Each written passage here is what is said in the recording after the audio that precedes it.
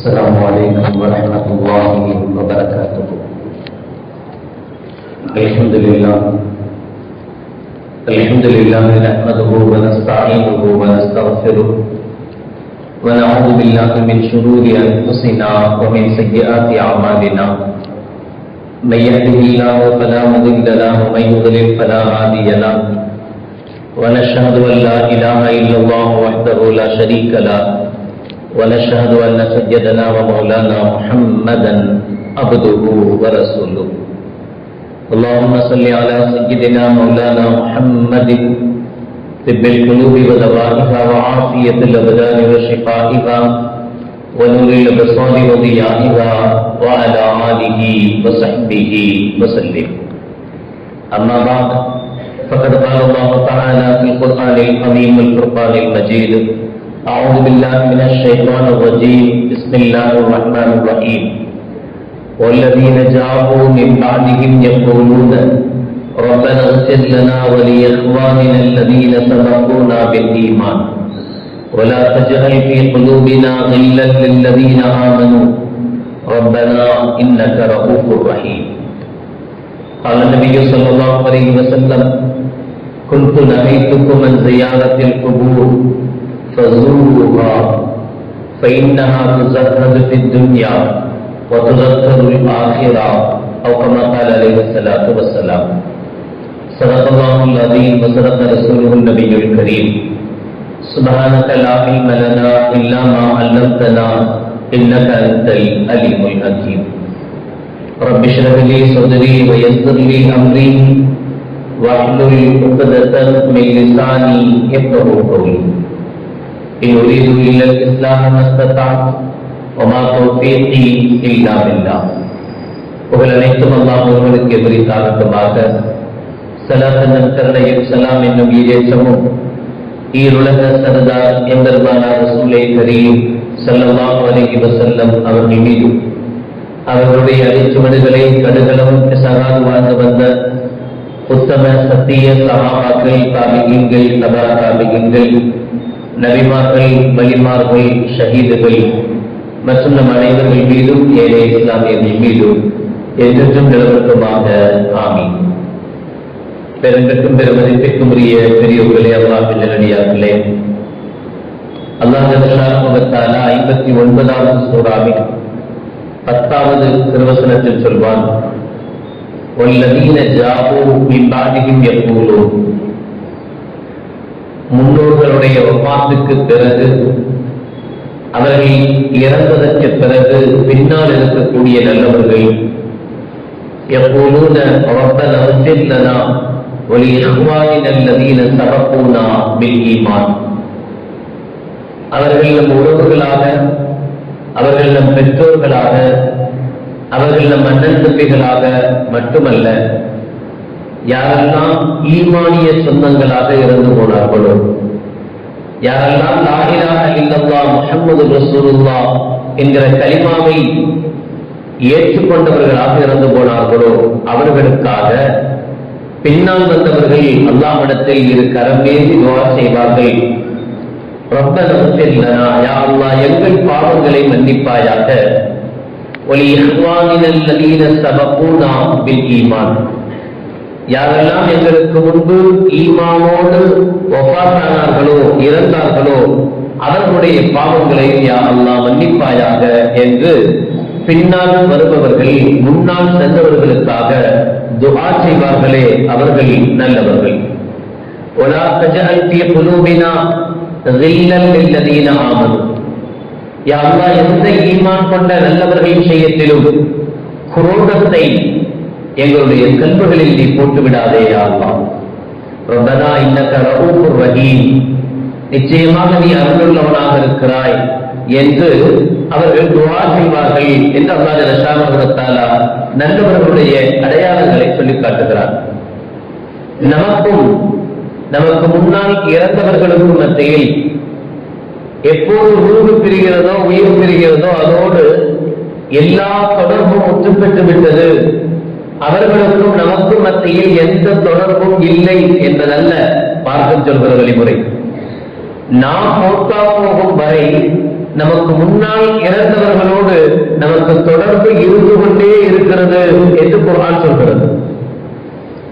நமக்கு முன்னால் சென்றவர்களுக்காக துஆ செய்து கொண்டே இருக்க வேண்டும். அவர்களுடைய பாவ மன்னிப்புக்காக அல்லாஹ்விடத்தில் கேட்டுக்கொண்டே இருக்க வேண்டும் என்கிறார் அல்லாஹ். இப்னு மாஜாவின் ஒரு அறிவிப்பில் ஸல்லல்லாஹு அலைஹி வஸல்லம் அவர்கள் சொல்கிறார்கள், அப்துல்லாஹ் பின் மஸ்ஊத் ரலியல்லாஹு தஆலா அன்ஹு அவர்கள் அறிவிப்பார்கள், குன்து நஹைத்துக்கும் அன் ஸியாரத்தில் குபூர், கபர்களை ஜியாரத் செய்வதை விட்டு உங்களை நான் தடுத்திருந்தேன். ஒரு காலத்தில், ஆரம்ப காலகட்டத்தில் அவர்கள் சிலை வணங்கிகளாக, உருவ வணங்கிகளாக இருந்து கொஞ்சம் கொஞ்சமாக ஸல்லல்லாஹு அலைஹி வஸல்லம் அவர்களை மாற்றி அவர்களை ஒரு நிலைக்கு கொண்டு வந்த பிறகு ஆரம்பத்தில் தடுத்திருந்த அந்த தடையை பிறகு ஸல்லல்லாஹு அலைஹி வஸல்லம் அவர்கள் நீக்கிவிட்டு சொன்னார்கள், குன்து நஹைத்துக்கும் அன் ஸியாரத்தில் குபூர், கபர்களை ஜியாரத் செய்ய வேண்டாம் என்று உங்களை நான் தடுத்திருந்தேன். ஃபஸூருஹா, இப்போது நீங்கள் கபர்களை ஜியாரத் செய்யுங்கள். கபர்களை ஜியாரத் செய்வது, இறந்தவர்களை போய் அவர்களுக்காக துஆவுக்காக பிணங்களுக்கு செல்வது, இது குறித்து ஸல்லல்லாஹு அலைஹி வஸல்லம் அந்த ஹதீஸுடைய தொடரில் சொல்கிறார்கள், ஃபஇன்னஹா துஸஹது ஃபித் துன்யா, நீங்கள் எந்த அளவுக்கு கபரிஸ்தானுக்கு போகும் பழக்கம் உள்ளவர்களாக இருக்கிறீர்களோ, சில பேர் ஜனாதாவுக்கு பின்னாடி கபரிஸ்தான் போறது கூட பயப்படுவாங்க. போன இடத்துல ஏதாவது தொட்டுக்குமோ. ஸல்லல்லாஹு அலைஹி வஸல்லம் அவர்கள் சொல்கிறார்கள், நீங்கள் எந்த அளவுக்கு கபரிஸ்தானுக்கு போவதை வளமையாக்குவீர்களோ, ஜியாரத்தை வளமையாக்குவீர்களோ, அந்த அளவுக்கு மறுமை சிந்தனை, மரண சிந்தனை உங்கள் உள்ளத்தில் இருக்கும். நீங்கள் உலகத்தினுடைய ஆசாபாசங்களில் இருந்து வெளியாகுவீர்கள். ஃபஇன்னஹா துஸஹது ஃபித் துன்யா, அடச்ச ஒரு நாளைக்கு நம்மளும் இங்க தானே வரப்போறோம், இங்க வந்துட்டா எந்த இதுவும் கிடையாது, இதுக்கா நான் இவ்வளவு கஷ்டப்பட்டு இவனை அடிச்சு அவனை மேய்ச்சி இவனை அநியாயமா சுரண்டி இதெல்லாம் இதுக்கா செய்யற என்கிற எண்ணங்கள் நீங்கள் கபறுகளுக்கு செல்ல செல்ல, ஜியாரத்திற்கு செல்ல செல்ல இந்த உலகத்தினுடைய பற்றற்ற நிலை உங்களுக்கு உருவாகும். ஆகிரா, அது மறுமையை உங்களுக்கு ஞாபகப்படுத்தும். எனவே நீங்கள் ஜியாரத்தை செய்யுங்கள் என்று கண்மணி நாயகம் ஸல்லல்லாஹு அலைஹி வஸல்லம் அவர்கள் அறிவுறுத்தினார்கள். அபூ ஹுரைரா ரலியல்லாஹு தஆலா அவர்கள் சொல்கிறார்கள், ஸார நபி ஸல்லல்லாஹு அலைஹி வஸல்லம் கபர உம்மிஹி, தன்னுடைய தாயின் கபருக்கு, தன்னுடைய தாய் அடக்கம் செய்யப்பட்டிருக்கிற கபருக்கு கண்மணி நாயகம் ஸல்லல்லாஹு அலைஹி வஸல்லம் அவர்கள் வந்தார்கள். ஃபபக்கா வ அபுகா மன் ஹவ்லஹு, ஸல்லல்லாஹு அலைஹி வஸல்லம் அவர்கள் தன் தாயை நினைத்து நினைத்து, தன் தாய் தனக்காக செய்த எல்லா விஷயங்களையும் நினைத்து ஸல்லல்லாஹு அலைஹி வஸல்லம் அவர்கள் கண்ணீர் விட்டு அழுதார்கள். வஅபுகா மன் ஹவ்லஹு, நபிகளாருடைய அழுகை சுற்றி இருந்தவர்களையும் அழச் செய்தது. சுத்தி இருந்தவங்க அழுகணும்னு அவசியம் இல்ல, நபிகளாருடைய அழுகை ரசூலுல்லாஹ் எந்த அளவுக்கு அழுதாங்கன்னா சுத்தி இருந்தவங்களும் அவங்கள பார்த்து அழ ஆரம்பிச்சுட்டாங்க. வஅபுகா மன் ஹவ்லஹு. இப்பதான் கண்மணி நாயகம் ஸல்லல்லாஹு அலைஹி வஸல்லம் அவர்கள் சொல்கிறார்கள், என்னுடைய தாயினுடைய கபரை நான் ரியாரத்து செய்ய வேண்டும் என்று அல்லாஹ்விடத்தில் அனுமதி கேட்டேன். அல்லாஹ் எனக்கு அனுமதி கொடுத்தான். எனவே கபர்களுக்கு சென்று ரியாரத்து செய்யுங்கள். காரணம், அப்படி ஜியாரத்து செய்வது மௌத்தினுடைய, மரணத்தினுடைய சிந்தனையை உங்களுக்கு அதிகப்படுத்தும் என்று கண்மணி நாயகம் ரசூலுல்லாஹி ஸல்லல்லாஹு அலைஹி வஸல்லம் அவர்கள் சொல்கிறார்கள். முஹம்மது பின் நுஅமான் என்ற சஹாபி அவர்கள் சொல்கிறார்கள், ஸல்லல்லாஹு அலைஹி வஸல்லம் அவர்கள் சொல்வார்கள், மன் ஸார கபர அபவைஹி அவ் அகதிஹிமா ஃபீ குல்லி ஜும்அத்தின் குஃபிர லஹு வ குதிப பர்ரா. பைஹத்தியில் இடம்பெற்றிருக்கிற ஹதீஸ். யார் தன்னுடைய பெற்றோர்களில் இருவர் தன்னை விட்டு வஃபாத்தாயிட்டார், அல்லது ஒருவர் தன்னை விட்டு வஃபாத்தாயிட்டார், அத்தாவோ அம்மாவோ இறந்துட்டாங்க, அத்தா அம்மா இறந்த அவர்கள் அடக்கம் செய்யப்பட்டிருக்கிற அந்த கபருக்கு ஃபீ குல்லி ஜும்அத்தின், ஒவ்வொரு வாரமும் சென்று ஜியாரத் செய்கிற வழமை உள்ளவராக இருப்பாரோ, குஃபிர லஹு, அவருக்கு இவர் பாவங்கள் மன்னிக்கப்படும். இவர் தன்னுடைய தாய் தந்தையை மறக்காம, தன்னுடைய பெற்றோரை மறக்காம, அவங்க தனக்கு செய்த உபகாரங்களை மறக்காம, அவர்களுக்காக இவர் இஸ்திக்ஃபார் கேட்க கேட்க இவர் பாவங்கள் மன்னிக்கப்படும். அவர் நல்லவர் கூட்டத்தில் எழுதப்படுவார் என்று கண்மணி நாயகம் ஸல்லல்லாஹு அலைஹி வஸல்லம் அவர்கள் சொல்கிறார்கள். எனவே இறந்து போனவர்களுக்கும் நமக்கும் உண்டான தொடர்பு நாம் இறந்து போகும் வரைக்கும் இருந்து கொண்டே இருக்கிறது. நமக்கு மூத்து வரைக்கும் அவங்களுக்கும் நமக்கும் உண்டான தொடர்பு. நாம மௌத்தா போன பிறகு யார் ஹயாத்தா இருக்கிறார்களோ அவர்களுக்கும் நமக்கும் உண்டான தொடர்பு தொடர்கிறது. இறந்ததோடு கொண்டு போய் மண்ணில் அடக்கம் செய்யப்பட்டதோடு அவர்களுக்கும் நமக்கும் உண்டான தொடர்பு முடிஞ்சு போச்சு. ஏன் இது அவசியம் சொல்ல வேண்டியது இருக்குன்னா, ஜியாரத் என்பது இறந்தவர்களை சந்திப்பதும், இறந்தவர்களை போய் பார்ப்பதும், இறந்தவர்களுக்காக துஆ செய்வதும், இறந்தவர்களுக்காக இஸ்திக்ஃபார் தேடுவதும் மிக மிக மிக மிக குறைந்து, பெற்றோர்களாக இருந்தாலும் சரி, நம்ம கஷ்டப்பட்டு வளர்த்தவங்களாக இருந்தாலும் சரி, அவர்களுக்கே கூட இறந்த சந்தர்ப்பத்தில் அந்த சொட்டு கண்ணீர் விடுறதோட நமக்கும் அவர்களுக்கும் உண்டான தொடர்பு பினிஷ். அதுக்கு பிறகு எந்த தொடர்பும் இறந்தவர்களுக்கு நமக்கும் இல்லை. அவர்களை ஞாபகப்படுத்துவதோ நினைத்து பார்ப்பதோ, அவர்கள் நமக்கு செய்த கஷ்டங்கள், அவர்கள் நமக்காகப்பட்ட கஷ்டங்கள், இதை நினைச்சு பார்க்கணும். எந்த தொடர்பும் இல்லாத சூழல் மாறிக்கொண்டே வருகிறது. நம்முடைய பிள்ளைகள் காலத்திலாம் என்ன செய்வாங்கன்னு தெரியல. ஏன்னா நபிகள் நாயகம் ஸல்லல்லாஹு அலைஹி வஸல்லம் சொன்னாங்க, நீங்க வஃபாத்தான பிறகு, நீங்கள் இறந்த பிறகு 3 விஷயங்கள் மட்டுமே உங்களை தொடரும். இதா மாத்தல் இன்சான் இன்கதா அன்ஹு அமலுஹு இல்லா மின் ஸலாத். 3 விஷயம் மட்டும்தான் நீங்கள் இறந்த பிறகும் தொடரும். சதகத்துன் ஜாரியா, நீங்கள் செய்த நிரந்தர தர்மம். அவ் இல்மின் யுன்தஃபஉ பிஹி, நீங்கள் யாருக்காவது கல்வியை கற்றுக் கொடுத்தீர்கள், அந்த கல்வியினால் அவர் அமல் செய்யும் வரை உங்களுக்கு பிரயோஜனம். அவ்வளவின் சாலிகின் எதுவுலகு, உங்களுக்காக துஆ செய்கிற குழந்தை என்றார்கள் ஸல்லல்லாஹு அலைஹி வஸல்லம். மிக மிக அரிதாகி போன ஒரு விஷயம். இந்த இறந்தவர்களுக்காக, தன்னுடைய உறவுக்காக, தன்னுடைய பெற்றோருக்காக துஆ செய்கிற குழந்தைகள் குறைந்து கொண்டே போகிறார்கள். வஃபாத்தானா அதோட முடிஞ்சு போச்சு. வஃபாத்தானதுக்கு முன்னாடியே சொத்து பிரிக்கிறதுக்கு சண்டை வந்துருது. அப்பவே எப்ப மண்டை போடுவாருன்னு எதிர்பார்க்க ஆரம்பிச்சிடுறாங்க. அப்ப இறந்தாருன்னா முடிஞ்சு போச்சு. அதோட சொத்து கையில வருதா, அவ்வளவுதான் அத்தாவை நினைக்கிறது. சொத்து கைக்கு வந்த பிறகு அத்தாவுக்கும் அம்மாவுக்கும் உறவுகளுக்கும் மத்தியில் என்ன உறவு இருக்கிறது என்பதே மறந்து போகிறது. அம்ரு பின் ஆஸ் ரலியல்லாஹு தஆலா சொல்றாங்க, என்ன பிரயோஜனம்?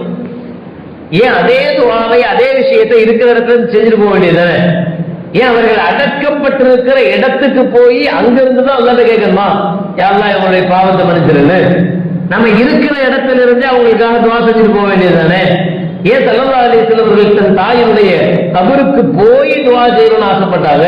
ஏன் அங்க போய் நிக்கணும்னு ஆசைப்பட்டாங்க என்றால், அம்ரு பின் ஆஸ் ரலியல்லாஹு தஆலா அன்ஹு அவருடைய ஹதீஸ் நமக்கு விளக்கம் சொல்கிறது. முஸ்லிமுடைய 121வது ஹதீஸாக பதியப்பட்டிருக்கு. அம்ரு பின் ஆஸ் ரலியல்லாஹு தஆலா அன்ஹு சொல்றாங்க, இதா தஃபன்துமூனி, நான் இறந்த பிறகு என்னை நீங்கள் அடக்கம் செய்தால், ஃபஅகீமு ஹவுல கபரி, என்னுடைய கபருக்கு அருகில் கொஞ்ச நேரமாவது நில்லுங்கள். ஏன்? ஹத்தா இஸ்தக்னஸ பிஹும், அப்படி நீங்க கபருக்கு அருகில் நிற்கிற போது, நீங்க நிக்கிறதுனால எனக்கு சில சந்தோஷங்கள் ஏற்படும். கபர்ல உள்ள இருக்கிறவருக்கு வெளியில நிக்கிற வரை உணர்வதில் அந்த உணர்ச்சியின் மூலமாக அவருக்கு சந்தோஷம் ஏற்படும். மகன் போய் அத்தாவுடைய கபரில் நின்றால், இறந்து போன அத்தா தன் மகன் வந்திருப்பதை உணர்கிறார் என்று இந்த ஹதீஸ் சொல்கிறது. அது எப்படி உணர்வார்? அதாவது மொத்தம் போயிட்டாரு. மௌத்தா போற ரூஹு போற நேரத்துக்கு மட்டும்தான். போற நேரத்துக்கு பிறகு மீண்டும் அந்த உடலுக்கு ரூஹு கொடுக்கப்பட்டு அப்புறம் தான் ஸ்டார்ட் ஆகுது நன்மைகளோ நல்லவைகளோ தீயவைகளோ. கொஞ்சம் யோசிச்சு பாருங்க.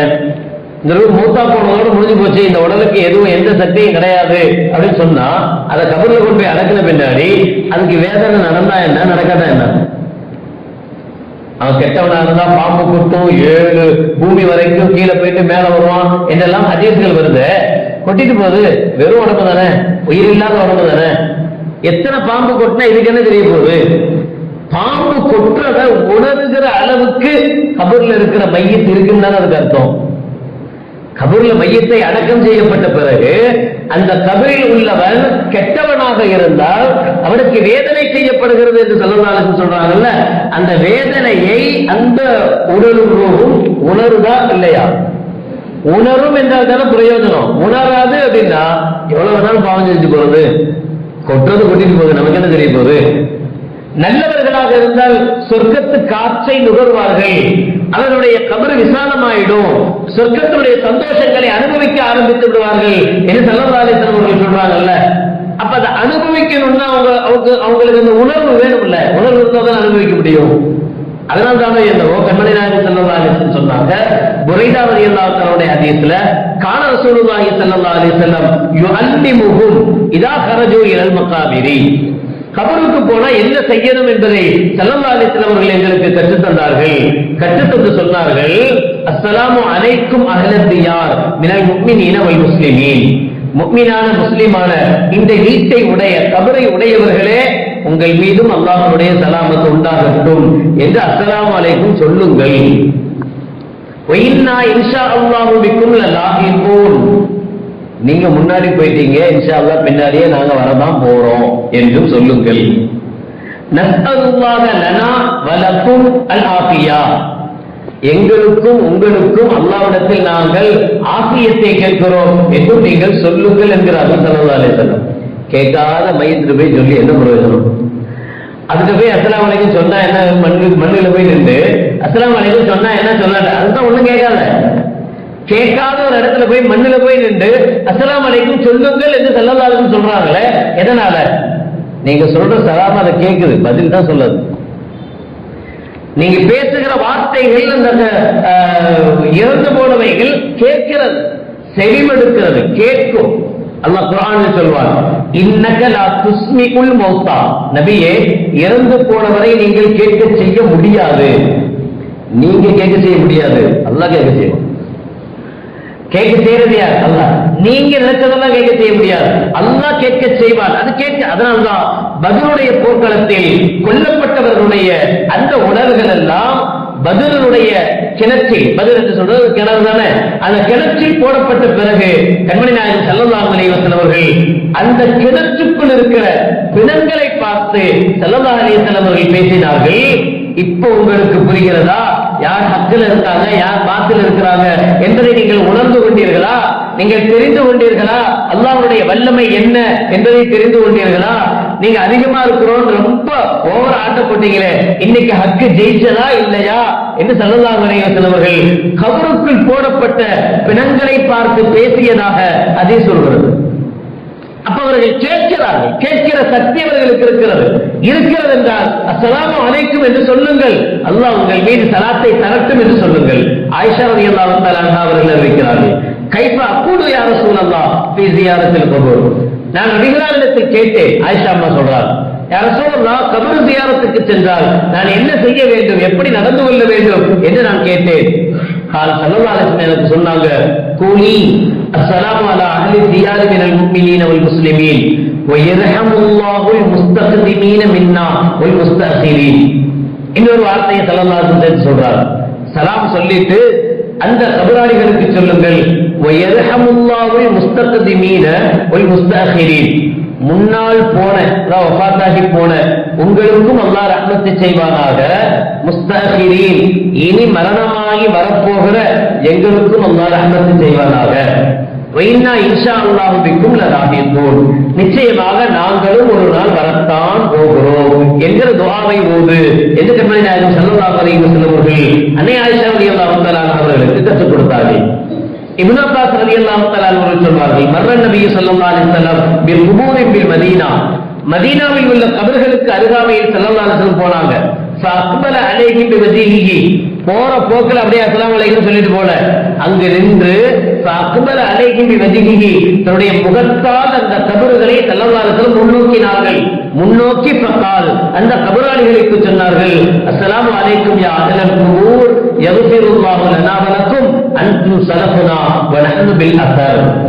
வேறொரு வார்த்தையை ஸல்லல்லாஹு அலைஹி வஸல்லம் அதே விஷயத்தை சொல்கிறார்கள், கபர்வாசிகளே உங்கள் மீது அல்லாஹ்வுடைய சலாம் உண்டாகட்டுமாக, யக்ஃபிருல்லாஹு லனா வ லக்கும், அல்லாஹ் எங்களையும் உங்களையும் மன்னிப்பானாக, அன்தும் ஸலஃபுனா நீங்கள் எங்கே முந்திக் கொண்டீர்கள், வ நஹ்னு பில் அஸர் நாங்கள் உங்கள் பாட்டையிலேயே வரவிருக்கிறோம், நீங்க மௌத்தா போனோம்னா நாங்களும் மௌத்தா போறோம் என்று கண்மணி நாயகம் ரசூலுல்லாஹி ஸல்லல்லாஹு அலைஹி வஸல்லம் அவர்கள் சொன்னார்கள். அதோடு நம்முடைய காரியங்கள் முடிந்து போகல, தொடர்கிறது என்கிறது மார்க்கம். நாங்கள் எஸ்ஆர்வி அல்லாஹ் சொல்றார், ஸல்லல்லாஹு அலைஹி வஸல்லம் இக்ராஉ யாசீன் அலா மௌதாக்கும், உங்களுடைய இறந்தவர்களுக்காக நீங்கள் யாசீனை ஓதுங்கள், ஓதி அல்லாஹ்விடத்தில் துஆ செய்யுங்கள். இதைவிட இன்னொன்று இப்னு அப்பாஸ் ரலியல்லாஹு அன்ஹுடைய ஹதீஸ், ஸல்லல்லாஹு அலைஹி வஸல்லம் சொன்ன வார்த்தை, மாலி மையத்தின் ஃபில் கபரி இல்லாக்கல் கரீக்கில் முத்தகப்பில். சிலர் சொல்றாங்க, இறந்து போன அந்த மையத்து இருக்க, அந்த மையத் கபர்ல எப்படி இருக்கும் தெரியுமா? அந்த இறந்து போன மையத்து கபர்ல மூழ்கி கொண்டு ஒருத்த காப்பாத்து, ஒரு பெரிய கடல்ல ஒருத்த மூழ்கான், மூழ்கி போகக்கூடிய ஒருத்தன் கடல்ல மூழ்கிறவன் ஆபத்துக்காக உதவிக்காக கத்துவான்ல, என்னை காப்பாத்துங்க, என்னை எப்படியாவது யாராவது என்னை காப்பாத்துங்கன்னு ஒருத்தர் உதவி தேடுவான்ல, உதவி தேடக்கூடிய மூழ்கக்கூடியவனை போலதான் ஒவ்வொரு கபர்லையும் மையத்து இருக்கு. ரசூலுல்லாஹ்வுடைய வார்த்தை, பைஹக்கியுடைய 7527வது ஹதீஸ். முத்தகப்பி. சரி, இப்ப கடல்ல மூழ்கக்கூடியவன் உதவி எதிர்பார்ப்பான், யாராவது என்ன காப்பாத்துங்கன்னு கேட்பான். கபரில் இருக்கக்கூடிய இறந்து போனவர்கள் என்ன நம்மள்ட்ட கேட்கிறாங்கன்னா, எந்த தாவத்தன், நம்மிடமிருந்து துஆவை அவர்கள் எதிர்பார்ப்பார்கள். யாத்திருந்து தல்ஹகுஹு மின் அபி, இறந்து போனவருடைய தகப்பன் துஆ செய்யலாம், அவ் உம்மி, இறந்து போனவருடைய தாயினுடைய துஆ வருமானம் எதிர்பார்ப்பான், அவ் அகி, தன் சகோதரன் வந்து தனக்காக துஆ செய்வானான அந்த மையத்தை எதிர்பார்க்கும், அவ் சதீகின், தன்னுடைய நண்பன் தனக்காக வந்து துஆ செய்வானா என்று அந்த மையத்தை எதிர்பார்க்கும். ஃபைதா லஹிகத்துஹு, அதை எதிர்பார்ப்பது போல யாராவது வந்து அந்த மையத்துக்காக அந்த இடத்தில் நின்று யா அல்லாஹ் இவருடைய பாவத்தை மன்னித்துடு என்று துஆ செய்தால், கானத் அஹப்ப இலைஹி மினத் துன்யா வமா ஃபீஹா, அதை இந்த உலகத்தில் உள்ள எல்லா பொருளையும் அந்த மையத்துக்கு கொடுப்பதை விட சிறந்தது. அதுக்கு அவ்வளவு சந்தோஷம் ஏற்படும் அந்த மையத்துக்கு, அந்த இறந்து போன மையத்துக்கு உங்களுடைய துஆ அவ்வளவு சந்தோஷத்தை கொடுக்கும். ஏவ இன்னல்லாஹ் அஸ்ஸ வஜல் ல யுத்கிலு அலா அஹ்லில் குபூர் மின் துஆஇ அஹ்லில் அர்த் அம்சாலல் ஜிபால். இறந்து போய் கபருக்குள் இருக்கிற அந்த மனிதனுக்கு வெளியிலிருந்து பூமியிலிருந்து துஆ செய்ததன் காரணத்தினால், துஆவின் பிரயோஜனத்தினால் மழையை போன்ற நன்மைகளை அல்லாஹ் ஜல்லஷானஹு வ தஆலா இறந்து போன கபராளிக்கு தருவான். வ இன்ன ஹதியத்தல் அஹ்யா இலல் அம்வாத் இஸ்திக்ஃபாரு லஹும். உயிரோடு இருக்கிறவங்களுக்கு மட்டும் ஸ்வீட் வாங்கி போறது இல்ல, இறந்து போனவங்களுக்கும் ஹதியா கொடுக்கணுங்கிறாங்க ஸல்லல்லாஹு. யாராவது யார் வீட்டுக்காவது போனா ஏதாவது கிஃப்ட் வாங்கிட்டு போறோம்ல, ஒரு ஸ்வீட் வாங்கிட்டு போறோம், ஒரு வாழைப்பழம் வாங்கிட்டு போறோம், ஒரு பழங்கள் வாங்கிட்டு போறோம், ஃப்ரூட்ஸ் வாங்கிட்டு போறோம், அப்படி ஏதாவது கொண்டு போய் கொடுக்குறோம்ல. ஸல்லல்லாஹு சொன்னாங்க, இன்ன ஹதியத்தல் அஹ்யா இலல் அம்வாத், உயிரோடு இருப்பவர்கள் இறந்தவர்களுக்கு கொடுக்கக்கூடிய ஹதியா அல் இஸ்திக்ஃபாரு லஹும், அவர்களுக்காக அல்லாஹ்விடத்தில் இரு கரம் ஏந்தி இஸ்திக்ஃபார் செய்வது, அவர்களுடைய பாவம் மன்னிக்கப்படுவதற்காக அல்லாஹ்விடத்தில் துஆ செய்வது என்று கண்மணி நாயகம் ஸல்லல்லாஹு அலைஹி வஸல்லம் சொல்றார். அப்ப அவங்களுக்கு ஹதியா கொடுக்க வேண்டியது இருக்கு, அந்த இஸ்திக்ஃபார் அவர்களுக்கு போய் சேருகிறது. அபூ ஹுரைரா ரலியல்லாஹு அன்ஹுடைய ஹதீஸ் இப்னு மாஜாஹ்வுடைய 3660வது ஹதீஸாக பதியப்பட்டிருக்கு. ஸல்லல்லாஹு அலைஹி வஸல்லம் சொல்றாங்க, இன்ன ரஜுல ல துர்ஃபு தரஜத்துஹு ஃபில் ஜன்னah. ஒருத்தர் இறந்து அவருடைய ஜனாஸா வைக்கப்பட்டுடுச்சு, அடக்கப்பட்டாச்சு. அடக்கப்பட்ட பிறகு கொஞ்ச நாளைக்கு பிறகு அவருக்கு சொர்க்கத்தினுடைய பிரயோஜனங்கள் அந்த கபூர்ல அவருக்கு கிடைக்குது. சொர்க்கத்து காற்று வீசுது, அவரு பாவியா இருந்தா அவருக்கு நடந்து கொண்டிருந்த தண்டனை குறைக்கப்படுகிறது, அவருடைய தரஜாக்கள் சொர்க்கத்தில் உயர்த்தப்படுது. இப்படி எல்லாம் நல்லது நடக்குது அவருக்கு. அப்படியே சித்து மாறுது. ஏற்கனவே தண்டனை பெற்றுக் கொண்டவர் தண்டனை நிறுத்தப்பட்டு அவருக்கு சொர்க்கத்தில் நல்லது நடக்க ஆரம்பிக்குது. அப்ப அந்த மையித்து அல்லாஹ்விடத்தில் கேட்குமாம், ஃபயகூல் அன்னஹாதா, என்ன திடீர்னு இந்த மாற்றம், இவ்வளவு நாள் நான் அதாவது செய்யப்பட்டு கொண்டிருந்தேனே, திடீர்னு எனக்கு என்ன நல்லது நடக்குது என்று அந்த மையத் கேட்கும். அந்த மையத்துக்கு சொல்லப்படும், உலகத்தில் பூமியில் உங்களது மகன் உங்களுக்காக செய்கிற இஸ்திக்ஃபாரினால், பாவ மன்னிப்பினால் உங்களுடைய பாவம் மன்னிக்கப்பட்டு தண்டனை குறைக்கப்பட்டு உங்களுக்கு நல்லது நடக்குது. அதுதான் இந்த மாற்றத்துக்கு காரணம் என்று கபரில் இருக்கிற அந்த ஜனாதாவுக்கு சொல்லப்படும் என்று கண்மணி நாயகம் ரசூலுல்லாஹி ஸல்லல்லாஹு அலைஹி வஸல்லம் அவர்கள் சொல்கிறார்கள். அப்ப இறந்தவர்களுடைய தொடர்பு இறந்ததோடு முற்று பெறல, போய் அடக்கம் பண்ணிட்டு வந்ததோட தொலைஞ்சதுன்னு நினைக்க கூடாது. அல்லாஹ் பாதுகாக்கணும். குறைஞ்சபட்சம் ரசூலுல்லாஹ்வுடைய ஹதீஸின் பிரகாரம் வாரத்தில் ஒரு முறையாவது அந்த கபரிஸ்தானுக்கு போய் அவர்களுக்காக அல்லாஹ்விடத்தில் பிரார்த்திக்க வேண்டும், இஸ்திக்ஃபார் செய்ய வேண்டும் என்கிற வழிமுறையை ஸல்லல்லாஹு அலைஹி வஸல்லம் அவர்கள் கற்றுத் தருகிறார்கள். மட்டுமல்ல, அபூ ஹுரைரா ரலியல்லாஹு தஆலா சொல்றாங்க, ஒரு மனிதர் நபிகளாரிடத்தில் வந்து கேட்கிறார், இன்ன அதி மாத்த, எங்க அத்தை இறந்து போயிட்டார், இப்ப தரக்க மாலன், அவருக்கு ரொம்ப சொத்துக்கள் இருக்கு, வலம் யூசி, அதை எந்த வசியத்தும் அவர் செய்யல, எங்களுக்கு தேவையானதெல்லாம் எடுத்துட்டோம், எடுத்தது போக ரொம்ப சொத்து அவருக்காக இருக்கிறது. இப்ப அவர் விட்டு போன அந்த சொத்துல இருந்து நான் ஏதாவது அவருக்காக சதக்கா செஞ்சா இந்த சதக்காவின் பயனால் அவருடைய பாவங்கள் மன்னிக்கப்படுமா? அவருடைய சொத்து தான், அவர் விட்டுட்டு போன சொத்து தான். நாங்க பிள்ளைங்க எல்லாம் எடுத்துக்கிட்டோம், போச்சு. எடுத்தது போக இன்னும் கொஞ்சம் மிச்சம்லாம் இருக்கு. இந்த மிச்சத்தை அவருடைய பேரிலேயே நான் ஏதாவது தான தர்மங்கள் செய்தால், சதக்கா செய்தால், அது இறந்த பிறகு அவருக்கு கஃபாராவாக பாவ மன்னிப்பாக ஆகுமா? அவருடைய பாவங்கள் இந்த இப்ப அவர் செய்யற சதக்கா, அவர் பேர்ல நான் சதக்கா செய்யறேன், இப்ப அவருடைய பாவங்கள் மன்னிக்கப்படுமா என்று ரசூலுல்லாஹி ஸல்லல்லாஹு அலைஹி வஸல்லம் கேட்டபோது ஸல்லல்லாஹு அலைஹி சொன்னாங்க, நாம் கண்டிப்பாக என்றார்கள் ஸல்லல்லாஹு. ஆமா. இன்னொரு ரிவாயத்துல சஅத் இப்னு உபாதா ரலியல்லாஹு தஆலா சொல்றாங்க, யா ரசூலல்லாஹ், இன்ன உம்ம சஅதின் மாத்தத், உம்மு சஅத் என்னுடைய தாய் இறந்துட்டாங்க. ஃபஅய்யு ஸதக்கத்தி அஃலல், நான் இறந்து போன என்னுடைய தாய்க்காக அதிகபட்சமா என்ன சதக்கா செஞ்சா அது பெஸ்ட், என்ன தான தர்மங்கள் செய்தால் அது நல்லது என்று ரசூலுல்லாஹ்விடத்தில் நான் கேட்டேன். ஸல்லல்லாஹு சொன்னாங்க, அல் மாஹு, எல்லாத்துக்கும் தண்ணி கொடுன்னாங்க ஸல்லல்லாஹு அலைஹி வஸல்லம். அப்படின்னா ஃபஹஸர பிஹரன், எனவே அவர் ஒரு கிணற்றை தோண்டினார். அந்த கிணற்றிலிருந்து தண்ணீர் எவ்வளவு மக்கள் எவ்வளவு காலங்கள் குடித்துக் கொண்டே இருப்பார்களோ அந்த நன்மை அந்த தாய்க்கு போய் சேர்ந்து கொண்டே இருக்கும். கிணறை தோண்டிவிட்டு சொன்னார், ஹாதிஹி லி உம்மி சஅத், யா அல்லாஹ், இதிலிருந்து வருகிற எல்லா பலனையும் இறந்த உம்மு சஅதுக்கு கொடுப்பாயாக என்று துஆ செஞ்சார். முடிஞ்சு வச்சு வக்ஃப் செஞ்சிட்டார். அந்த கிணற்றை மற்றவர்களுக்காக, இறந்து போன ஒரு நபருக்காக வக்ஃப் செய்தார்.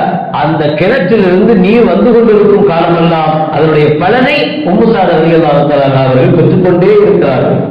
இப்படி ஒவ்வொன்றும் வருகிறது. நோன்பு வைக்கலாமான்னு கேட்கிறாங்க, வைங்கன்றாங்க ஸல்லல்லாஹு அலைஹி வஸல்லம்.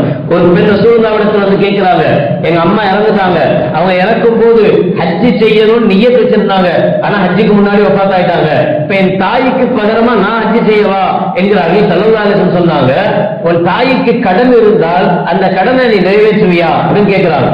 ஆமா, கண்டிப்பா நிறைவேற்றி தானே ஆகணும், எங்க அத்தாவுக்கு எங்க அம்மாவுடைய கடனும் நான் தான் அடைக்கணும். அப்படியானால் அல்லாஹ்வுடைய கடன் மிகச்சிறந்தது. இருக்கிற மனிதனுடைய கடனையே அடைக்கணும்னு சொன்னா, நான் ஹஜ்ஜி செய்வேன் நியத் வச்சு ஹஜ்ஜி செய்யாம மௌத்தா போனா அல்லாஹ்வுக்கு வச்ச கடன், அல்லாஹ்வுடைய கடன் ரொம்ப விசேஷமானது, அதை நிறைவேற்றித்தான் ஆகணும். உன்னுடைய தாய்க்காக ஹஜ்ஜி செய்யு என்று பண்ணாரு ஸல்லல்லாஹு அலைஹி வஸல்லம் சொன்னாங்க. அப்ப நம்மை விட்டு மறைந்தவர்கள், அது உறவுகளாக, தாய் தந்தையாக, பிள்ளைகளாக யாராக இருந்தாலும் சரி, அவர்கள் இறந்ததோடு அவர்கள் கதை முடிந்து போகவில்லை. அவர்களுக்கு இன்னும் இன்னும் நல்லவைகளை செய்வதற்கு, தான தர்மங்கள் மூலமாக நன்மைகளை கொண்டு போய் சேர்ப்பதற்கு இருக்கிற நம்மால் முடியும். அவர்களை ஜியாரத் செய்வதன் மூலமாக, அவர்கள் இடத்தில் நின்று அவர்களுக்காக அல்லாஹ்விடத்தை பாவ மன்னிப்பு கேட்பதன் மூலமாக அவர்களுக்கு நிச்சயமாக பலன் கொடுக்க முடியும் என்பதை மார்க்கம் நமக்கு கற்றுத் தருகிறது. அல்லாஹ் ஜல்லஷானஹு வ தஆலா நம் பிள்ளைகளை நம்மை ஜியாரத் செய்யும், நமக்காக துஆ செய்யும் குழந்தைகளாக அல்லாஹ் ஆக்கி அருள்வானாக. நம்மை விட்டும் சென்ற நம்முடைய உறவுகளுக்காக, நம்முடைய நண்பர்களுக்காக, இஸ்லாமிய ஈமானிய உறவுகளுக்காக இஸ்திக்ஃபார் கேட்கும், பாவ மன்னிப்பு கேட்கும் நல்லவர்கள் கூட்டத்தில் அல்லாஹ் நம் அனைவர்களையும் சேர்த்தல் புரிவானாக. வாஹிரு தஅவானா அல்ஹம்துலில்லாஹி ரப்பில் ஆலமீன். அஸ்ஸலாமு அலைக்கும்.